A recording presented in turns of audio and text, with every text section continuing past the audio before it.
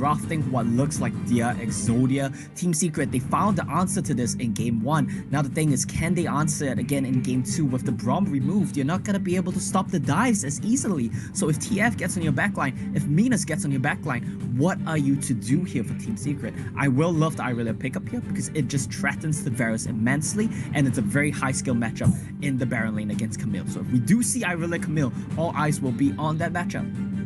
Yeah, I think it's going to be insane. I wonder if that's going to be Irelia in the mid lane as well. I think it's a very huge possibility. And with that as well, you mentioned the big dive. So this is going to be Assassins as the Kazakhs being locked in for Trevor. Yep. Twisted Fate just for that anti-assassin. I think that's a double thing that you can do. Pressure the side lanes and as well as spot out where Trevor is going to be on this Kazakhs. Yeah, and I think we're seeing a bit of a repeat of Game 1 in terms of what these two team compositions want to do. Team Secret, they're going all in for the team fight. Yet again, 5v5. Ziggs is going to poke you. He's going to throw the bombs on you. Irelia is going to find an angle, come in with the flawless duet. He's going to clean it up with the Galio on top of him with the Kazakhs jumping around and the Zed to round it off. They are just looking to clean up these team fights, while SBTC, a lot of pressure is going to be on them to impact the side lanes. TF, Lee Sin, they need to go over to the side lane, enable Camille, enable Minas to just end the game in the side lanes. Yeah, I'm curious how TF is going to work around this because the dynamic has shifted. You know, Chewy is not going to be on that hyper scaling AD carry anymore. He's more on that AP carry role. And when it comes to at least backline access, they do have maybe TF setting for a cheeky flank, maybe around the Raptors, getting a really cool kick, or, you know, the Hextech ultimatum coming from Minas. But I love this so much. You know, when I look at Team Secret's composition, you know, it spells 1-3-1, but at the same time, no, you know that they want to fight 5v5. Yeah, they're going to do it well. Getting into Game 2, again, another very ambitious draft from Team Secret. And as for SBTC Esports, are they going to rely on their mechanics to make them to get them through this? We're going to find out as we get into Game 2. Casters, over to you guys. Thank you very much, Mika. We're going into game number 2, and Team Secret, well, they've taken the lead. They've gone 1-0 up over SBTC Esports, and TJ, Team Secret, they're running it back with another interesting composition here. Yeah, a wild pivot here as SBTC pull out a composition we've seen a fair amount over the tournament, which is, of course, the pick composition. Brandon, I don't know if we have a name yet for what Team Secret are running. I'm going to say it's the Assassin comp. The way the pick composition that SBTC are running works is you throw out a gold card and you follow it up with just a chain of stuns. Oftentimes you'll see this with a Nami in the support role, but it works just as well with Thresh. So Julie's gold card stun will come out from the Twisted Fate, and you'll follow it up with Chain of Corruption from Kirill, you'll follow up with the Death Sentence from Arkano, and you just guarantee a pretty easy kill. The problem is, Team Secret made a mid-draft kind of flex and went full Assassin, which is a pretty decent counter to that CC-reliant combo, because it relies on being able to land those stuns on single targets. And if Team Secret have 2-3 members that are coming out of bushes, too close to handle, too hot to handle, then it's going to be very hard for SBTC to kind of manage that aggression, especially because they have a very lightweight front line. So a lot of this game depends on where their stuns go. A lot of this game depends on Arkano in particular. And it's interesting that you've mentioned that because Akino's back on this Thresh again, whereas Hermes, well, the Braum was banned out, so he's gone over to the Galio instead. Very different dynamic here, DJ. Yeah, and I actually really like Hermes getting the Galio. You could see Team Secret had to first pick it, though, because, first of all, Galio is a very good flex pick. They can play it on Tatsuri as well. But second of all, they kind of are scraping the bottom of the barrel of the Hermes pool. They banned out the Gragas, the other team banned out the Braum. It got kind of scary, I feel, for Team Secret, and they had to grab something that Hermes could play well very early on the draft. So we'll see if SBTC continue to maybe exploit that and force Team Secret to draft Galio early. I mean, there's a running bet here going on, right, TJ, between the analysts to see how many assists these supports are able to get. So, I mean, Hermes just needs to step it up here a little bit here. I mean, it's a good pick. Galio is a good support, right? The problem is, the reason I kind of highlight it, is that SBTC got Twisted Fate and Julie's Twisted Fate and TF's Lee Sin and Minas' Camille during that first cycle in response, which is an insanely stacked first cycle. You should never be able to get those 3 characters in your first rotation. Well, we'll see how well they're able to play this one through, because now Minas is actually switched back to the barrier. Last game he had Ignite. It was a much more aggressive Camille, trying to dive into the back and take down the double 80 carry composition that he had. Now he's going for a safer approach with this barrier and with aggressing and dying. Yeah, and that makes sense because I'm keeping an eye on Trevor here, but I don't think he can do anything. The thing that you're kind of looking for Team Secret, if you're going, how do I know whether or not Team Secret are going to achieve anything this game? Is you want to see Team Secret get an early gold advantage onto one of their assassins. And they have 3 of them. That's Tatsuri, Trevor, and Azure, respectively. And if any of those characters can start with a little bit of what we call a snowball rolling downhill, a little bit of a gold advantage, that will turn them into really terrifying late-game monsters. This might be the stun. He's looking to take down Julia, diving on the turret. Tatsuri unable to finish off the kill. A tragedy. Julie lives on maybe 1 HP, and that's why you buy that barrier. That was about a barrier's worth of HP that Julie survived on. Well, absolutely. TF is trying to maybe get a repeat gank. He's unable to finish it off. He was going to go to the mid lane now, though. Yeah, so SBTC have a really good team fight composition, right? I talked about these picks. It's not even team fighting. It's more what I call skirmishes, where it's about these like 3-on-3 groups. And as long as they can maintain that order and fight in these 3-on-3 squads, they're pretty favored, which makes these early fights very important, because this is where SBTC are strongest, where SBTC want to get an advantage, knock down Tatsuri, Trevor, and Azure before they can get rolling. Well, they've picked up the dragon now. SBTC running over to the Rift Tower quickly.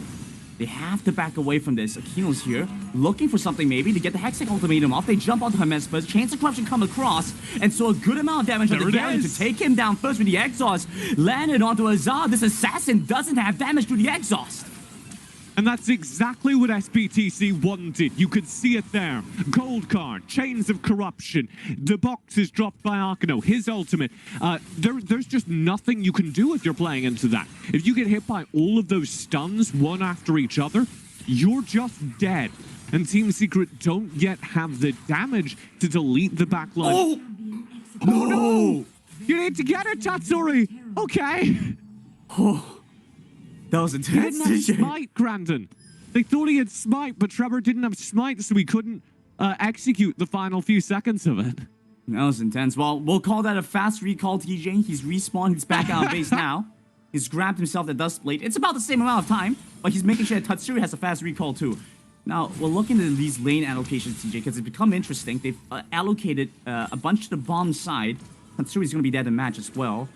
And those early dragon fights, those pivotal moments that you were talking about, well, SBTC seemed to have kind of cheated the system by avoiding that entirely. Yeah, they did get a pick. They did grab Hamas, but you want SBTC to get a little bit more than that.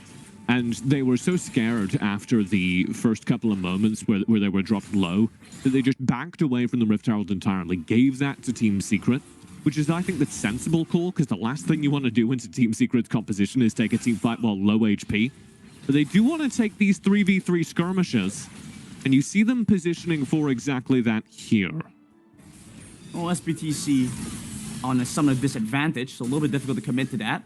Minas doing very well in this lane against Azar, looking to take him down. Techno Suite comes across, and a solo kill for Minas. And you see that Hextech ultimatum, the big flashy ultimate, timed perfectly to dodge the damage from the first turret shot. A really good engage, a really well played 1v1 by Minas, the player that we were hyping up so much coming into this game. He's one of the best top laners in the world, and that's why. Interesting catch on the Hermes. Doesn't seem like he knew they were there. He's dead. Gets caught off quickly. And here you go. The skirmishes that SBTC want kind of coming true for them. Chewy in trouble as well. They're back in the mid lane. TF looking to commit for this kill. A couple more auto attacks finds him and gets out the safeguard as well, but not without Tatsuri having something to say about it, but he's also dead. A double kill for SBTC. This is perfect for SBTC. They get everything they want. Those individual kills, people walking into their stun chains and just being melted, taken apart by stun after stun after stun. And now they've got 5 kills to 0 and a several thousand gold lead at the 7-minute mark, having taken down that entire top side of the map I was talking up. Azur and Tatsuri both died. Trevor died to the Rift Herald, so I suppose that doesn't count, but he still wasn't farming for that time, which means they don't have the gold leads they need to be scary late-game assassins. Team Secret plumping up here, trying to find someone from SBTC, overstepping their bounds, but look at that, TF, he's so smart about it. No vision, but he makes sure that he doesn't overextend it anyway and gets some knowledge of where Tatsuri's gonna be. And this feels like Team Secret's composition has really hit a wall. They're going to throw this Rift Herald up into the top lane, Tatsuri needing to deploy it. And the reason they do this is because it will guarantee the turret just by virtue of how low that turret itself is. And because Tatsuri dropped it, he's going to get the gold. So they're trying to repair exactly what I was setting up. They're trying to give Tatsuri enough gold to be a viable threat during these next team fights, during this fight for this dragon, because they need to snowball Tatsuri. They need to get him ahead. If he can't one-shot people, they can't win. Well, Minas, he's picked up the teleport, so he needs to join in quickly. TF over on the other side, so he's buying some time for the rest of his team to come in. TF, the target of focus for Tatsuri, but it's gone golden, but he has to watch out for Treble. Flashes away, and SBTC have gotten control around the dragon. And Team Secret, they're backing off now. They're looking for a window back in, but you're worried about the chains of corruption, the gold card, all the crowd control layer through. Hamas, the one to lead things for the Vanguard Satch on the 3 in the pit, and Azar's coming on big, looking to take down Minas, with the Hextech ultimatum still there. They flash over the wall, and none from SBTC will fall. They just back away, Grandin. They just walk away from Team Secret's engage. And now they can go back in, knowing these health bars are low, knowing these cooldowns are spent. They're on the pursuit, SBTC. They're looking for more here. Minas is going down to the bomb side, looking for his turret as well, TJ. This is a masterclass from SBTC. The reason people don't run full damage, full assassin compositions like Team Secret have pulled out this game is because it is a massive ego check. It is a promise to the viewer that you will have a 2,000 gold lead by the 10-minute mark. Team Secret do not generate that. SBTC shut it down with surgical precision, not giving Team Secret opportunities during the early game, and then showing up at the Twisted Fate power spike when Lee Sin's still viable during the mid-game to pick up kill after kill after kill and turn those into clean objective takes. It is SBTC's game to lose. They are in total control. And I have to highlight this as well, TJ. Look at the itemization, the boots items from SBTC. Look at those hourglasses. They started off with 3, and this is so important because TF was a target for Tatsuri there, but he couldn't kill him quickly enough. Yeah, I expect to see a lot more of that going round whenever you run an assassin composition. And it's a little bit of a tax because maybe you want something else in that final slot, but given the composition you're playing into, if you can stasis through engage, you're providing massive value. Yeah, no choice afforded for them there, but they have to make that little bit of a move for their items. Bit of a tax. I'm looking towards SBTC now, drawing some of my attention. I think Team Secrets as well, because they've gone up to the top side, looking to pick up this turret, and you see how much time they have to waste backing off. And you see how much damage they do there without putting themselves at risk at all. And it's like not a huge amount of damage, but the fact that they can do that much, they can do, you know, quarters of people's health bars without taking any risks whatsoever. TF does get a little bit frisky there. But that was kind of the first time any player was within striking distance for Team Secret. SBTC just able to kind of tap on the glass outside, and it's working really effectively for them. I love how they're playing into this composition. And it's a canvas that SBTC are playing on, and all the broad strokes that they're making, all the moves that they're making, while it's creating a beautiful painting.